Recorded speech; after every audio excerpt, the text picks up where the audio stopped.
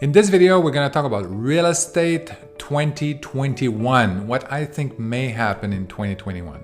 So let's just get started. First of all, I think it's pointless to try to really predict what is going to happen. The exercise is really an exercise in risk management. So where are the big risks and how to position yourself to minimize your risk. The game is also on a long-term planning strategy. So if you're thinking this is going to be a downturn or whatever, over the long run, this is just going to be potentially just a blip downwards on the grand curve of time.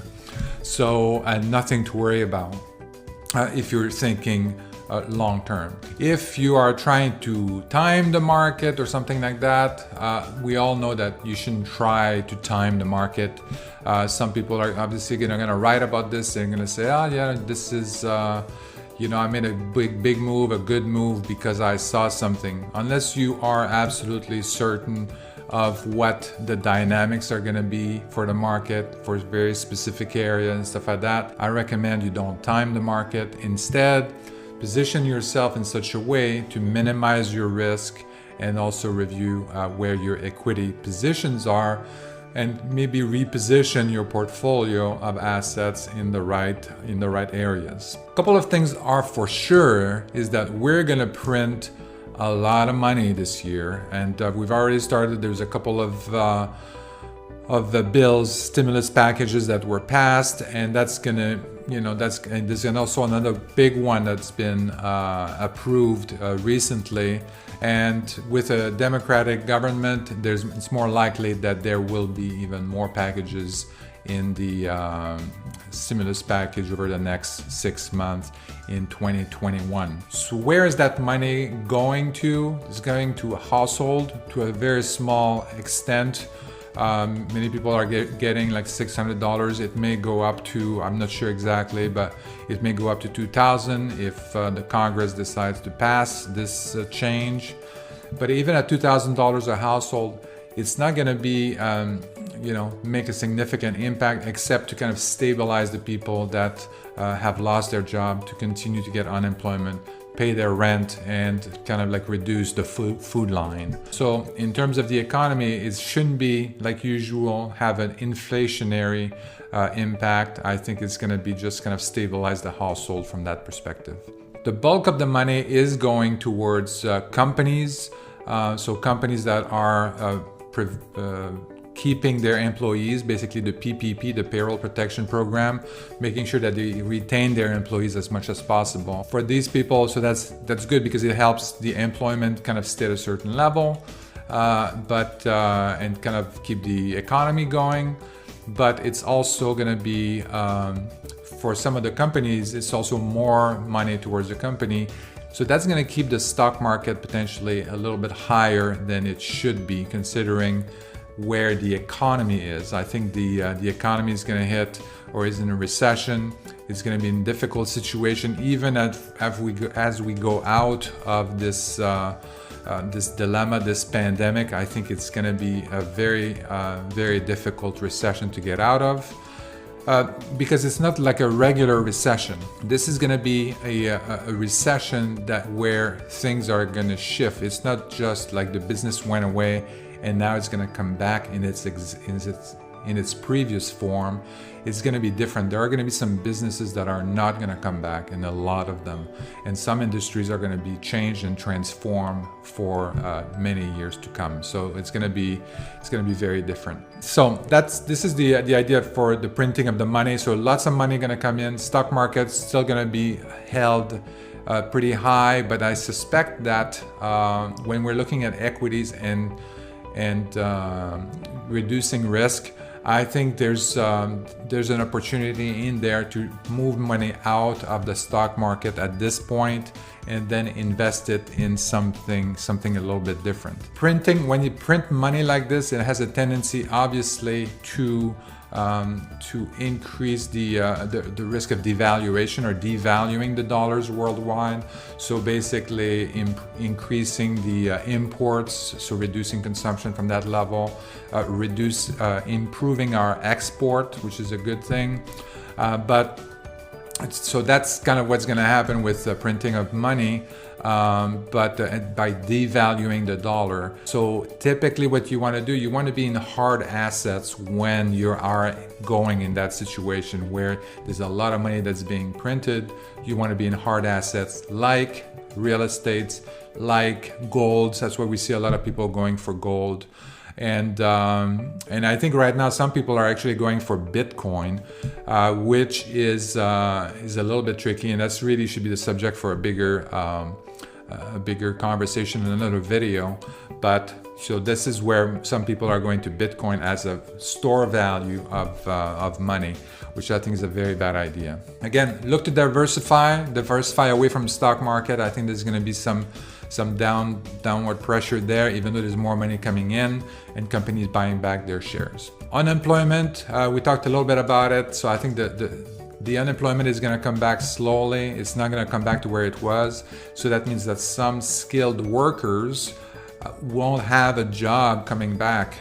So because that industry has been decimated, or their employers have gone bankrupt. So I'm especially thinking of hospitality industry, some retail sectors. So they're going to have to retrain so before they can go and enter the workforce again in another job. So that's going to take some while. So that's why I think the unemployment is going to stay high for a long period of time. There's going to be some retraining. I think that's going to have to happen. Again, it's not a normal recession.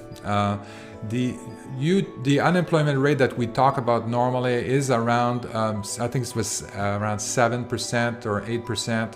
This is a little bit low. If you look at the unemployment rate, which is the U6 unemployment rate, it also covers other people that are underutilized, underemployed, and people that are so it's a little bit broader measurement of unemployment, and that rate of unemployment is 12%, so significantly higher than the one that we hear about in the news. Again, to show you that, yeah, some people have a job, but they're underemployed, or there's the amount of money that they're getting is really insufficient. So there's something to keep track of. So I think big changes are going to happen in unemployment, but it's going to be over a long period of time and require retraining.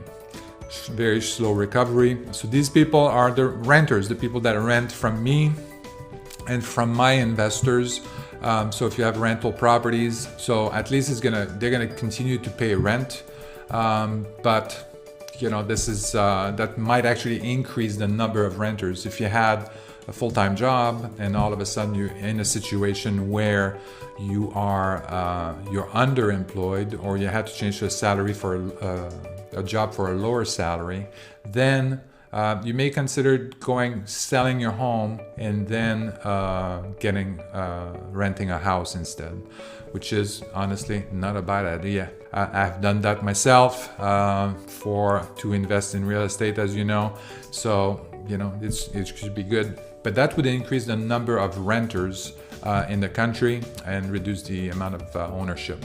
Mortgage delinquencies. So I think there's going to be, the government is going to help kind of like the transition here. I think we're seeing, in terms of the investment side of it, the mortgage delinquency is 8%. It was about 4.5% a year ago. So it's significantly higher overall across the whole commercial real estate side of things. But when you look at specific sectors, the retail, the lodging were some of the most impacted sectors, as you can imagine, for the real estate delinquency, the mortgage delinquency on real estate. The apartment buildings and the single-family rentals have no particular.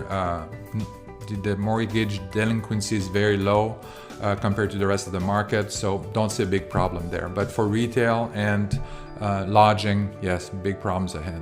So that number actually came from the Mortgage Bankers Association. If you want to look at their website, they can provide some more information there. Forbearance has been kind of unchanged over the last few months, about 8%. And these are basically people that are in contact with their lender and then deciding that, hey, I don't want to pay my mortgage, I can't pay my mortgage this month or next month, etc. And they have an agreement on how to pay back that mortgage. Typically extension of the mortgage term, and then that's just, so these are, I think, are pretty good. Even though it's 8%, it seems like a lot. I think the fact that they're in communication with their lenders, I think it bodes well for the future of their mortgage. And I think that the number of companies or businesses that go from forbearance to delinquencies, I think it was about 5% or something like that. So 5% of those that are in forbearance actually go into delinquency. So I think it's not, I don't think the forbearance is going to be a negative sign necessarily. To me, I kind of see it as a positive sign, saying that they're in contact with their lender and they're agreeing on something to help them pay the mortgage. So that's what I see there. Overall, in the real estate, I see, as we know, there's obviously with people being able to work from home, some of the technology companies actually allowing their employees more and more to work anywhere in the United States. So I'm seeing a shift, and that shift really started a few years ago. I wrote an article in Forbes magazine, was published last month, I think, where I analyze if there was really a big move out of the cities into less expensive markets. And really that transition, the pandemic just accelerated the transition, but really these movements, these shifts in real estate started a few years ago, where workers were looking for cheaper places to live, and also things that there was a higher quality of life. Obviously, San Francisco being the highest real estate market, so it has a lot of pressure for people to move out of there and find a better market. I think the pandemic is really accelerating, helping the transition, making it easier for these employees to move out of San Francisco into other cities, and then that are cheaper and that have potentially a better quality of life at that point. We're also seeing some big companies, like recently Oracle moved their head office to Austin, Texas from Redwood City, California, in the San Francisco Bay Area. So this is a massive shift that could transfer, they were saying, I think 150,000 employees that could be affected by that and have a choice to basically work somewhere else that could be significantly cheaper and have a better quality of life. So we're already seeing some signs of this. If we look at the San Francisco Bay Area, if you look at the Case-Shiller Index for all transaction in the San Francisco Bay Area, you're going to see that over the last, I think since 2018, there was a 7.5% decrease in the median house price. So that's a significant decrease in the area. Normally we don't see these decreases. Even in 2008, the decrease was not as significant as that. So that shift is going to continue. The only reason right now that I think is preventing the market to go down further in these very hot and pricey market is the fact that the supply has gone down. So basically people are holding back putting their house on the market, and then the demand obviously has decreased, but the supply also has decreased in step, maintaining the price pretty high. My recommendation is this is a good time right now for you to look at your equity position, your real estate assets in these markets like San Francisco Bay Area, like San Diego, like LA, and then see if you can get a better return somewhere else in another market. So, and then, improve your situation, reduce your risk as well as we head into 2021. So as I mentioned before, I suspect there's going to be more renters coming in to 2021. I think there's going to be, on one side, we're going to have the people that are looking at that are unemployed, that are going to look to rent instead of buying a home. People that were looking to buy a home are now maybe shifting to not buy a home but rent a home instead and invest in some other investment like real estate or maybe stock market even. And then we have also the millennials that are going into family formation years right now. So this could be another issue for them, that instead of looking to buy a house, now they would look at renting a house instead into another city beside a hot market like San Francisco. So these are kind of like the trends that I'm seeing right now for the renters. So I see a stronger rental market. maybe even a rental market that's going to be stronger in the single family rentals, which happens to be the market that I'm in.